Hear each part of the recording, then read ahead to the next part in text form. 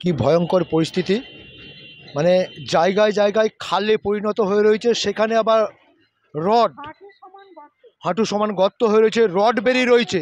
যে কোনো মুহূর্তে একটি মানুষ যদি হেঁটেও পারাপার করে তাহলেও যে কোনো মুহূর্তে দুর্ঘটনায় পড়তে পারে। যেসব লরি ট্রাক্টর কি পরিস্থিতির মধ্যে যাচ্ছে দেখুন, প্রত্যেকটি চালক তারাও বলে যাচ্ছে দাদা কি অবস্থা চলছে, এইভাবে দীর্ঘদিন হয়ে চলছে। না প্রশাসনের দিকে, না রেল দপ্তর, না পিডব্লিউডি, না আরামবাগ পৌরসভা, কারো হুঁশ নাই।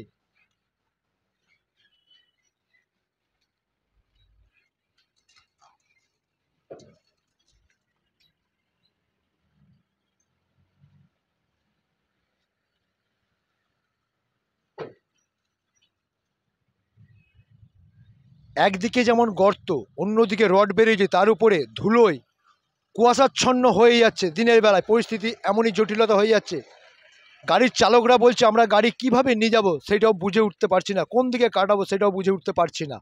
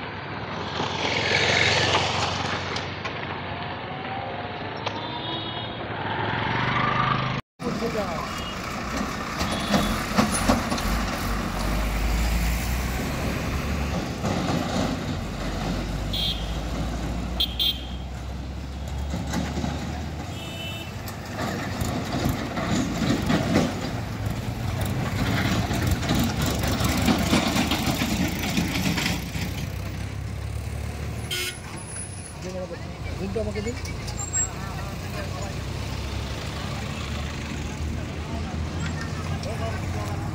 আমরা কতটা কষ্টের মধ্যে যাচ্ছি না এই রাস্তা দিয়ে, একটু আমরা প্যাসেঞ্জার নিয়ে একটু আমাদের কষ্টই হচ্ছে, কি করবো তাদের কিছু করার নেই। প্রতিদিন তো আপনারা এইভাবেই যাতায়াত করেন? আমরা এইভাবেই আছে তো এইভাবে যাতায়াত, এইভাবেই জীবনের ঝুঁকি নিয়ে। হ্যাঁ।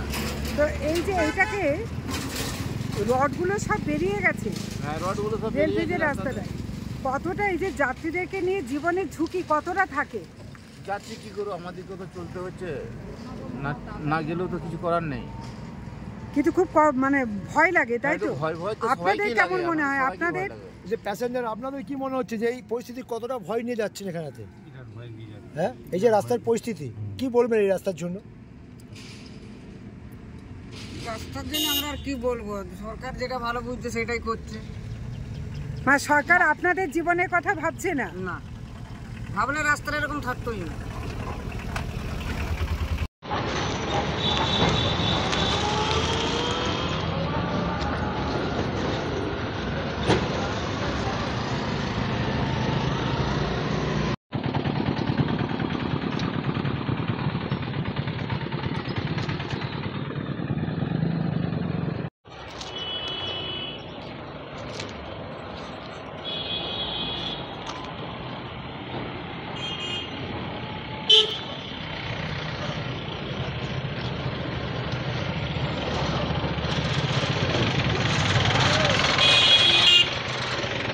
কি বলবেন এই রাস্তার পরিস্থিতি? পেছনে বড়বাবু একজন আছে দেখুন। হ্যাঁ, রাস্তার এই পরিস্থিতি কি বলবেন? খুবই খারাপ, যা আশা করতে খুবই অসুবিধা হয়, যা আশা করতে খুবই অসুবিধা হয়। একদিন বাইক নিয়ে পড়ে গেছিলাম। আমাদের এমার্জেন্সি গাড়ি, বিশাল অসুবিধে পড়তে হয়। হ্যাঁ হ্যাঁ, খুবই অসুবিধে পড়তে হয়। ব্রেকডাউন হয়ে গেলে তাড়াতাড়ি মাথায় আমরা খুব অসুবিধে পড়তে হয়। প্রশাসনের তো কোনো দায়িত্বই নাই। রেল বলছে, রেল কবে করবে কি, রাজ্য সরকার করবে কি, আমরা জানিই না। খারাপ।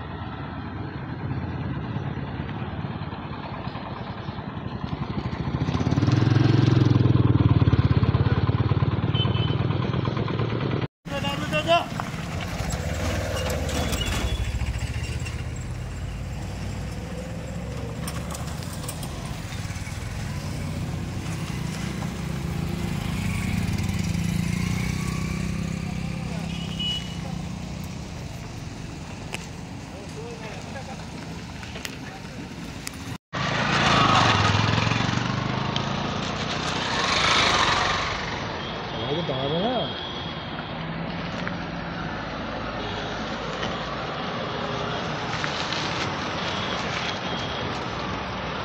করবো।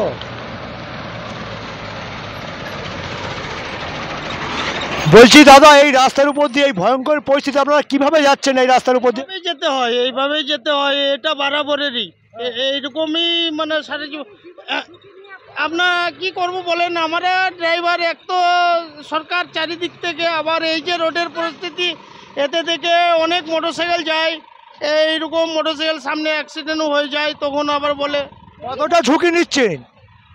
এই রাস্তার উপর দিয়ে আপনারা যাচ্ছেন, অথচ আপনাদের হাত দিয়ে যদি কেউ মারা যায় 10 লক্ষ টাকা জরিমানা এবং 10 বছর জেল, অথচ ভয়ঙ্কর রাস্তা।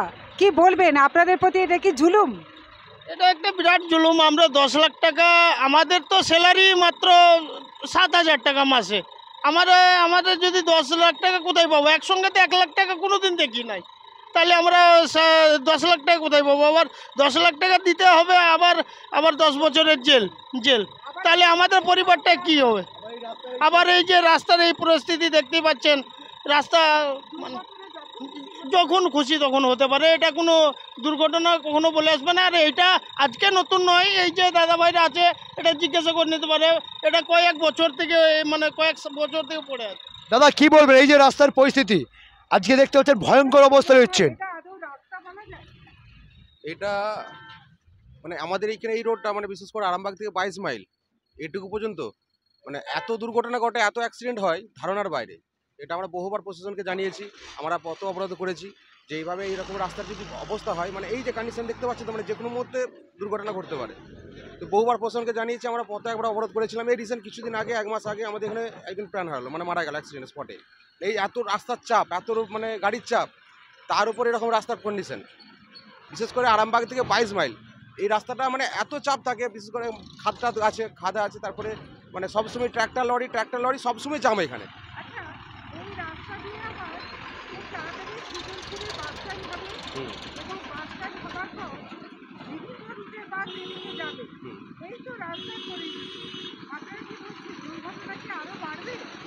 যদি এখানে বাস স্ট্যান্ড হয় হলে সাধারণ মানুষের সুবিধা যেমন, তার অসুবিধা বলতে এই রাস্তা যদি বাগানো না হয় তারপরে যদি বাস স্ট্যান্ড করে তাহলে দুর্ঘটনাটা আরও বাড়বে, আরও বাড়বে।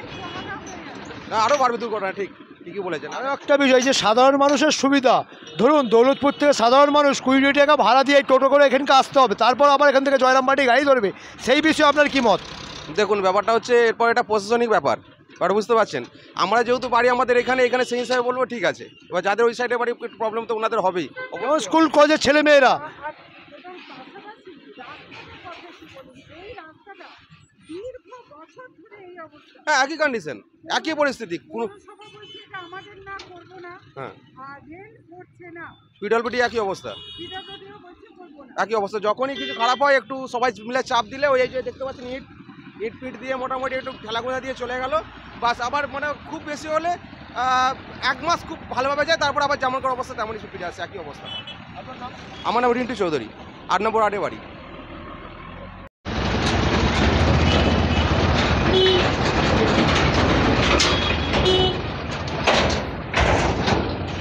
আপনারা দেখতে পাচ্ছেন কি ভয়ঙ্করভাবে একদিকে লরি, টোটো, অটো, প্রত্যেকটি মানুষ তাদের অভিজ্ঞতার কথা জানাচ্ছে। দেখুন, এই রাস্তাটা রেল ব্রিজের নিচে, এটা দীর্ঘ বছর ধরে এই রড বেরিয়ে আছে, নকদাক বেরিয়ে আছে। আপনারা কিভাবে ঝুঁকি নিয়ে যান? কি করবো, না চালালে তো খেতে পাবো না, আমরা যে কোনো চালাতে হচ্ছে, না বাগালে কি করবো আমরা। এটাকে কি আদৌ রাস্তা বলা যায়? রাস্তা তো নাই, কিন্তু কি করবো, উচিত নেই।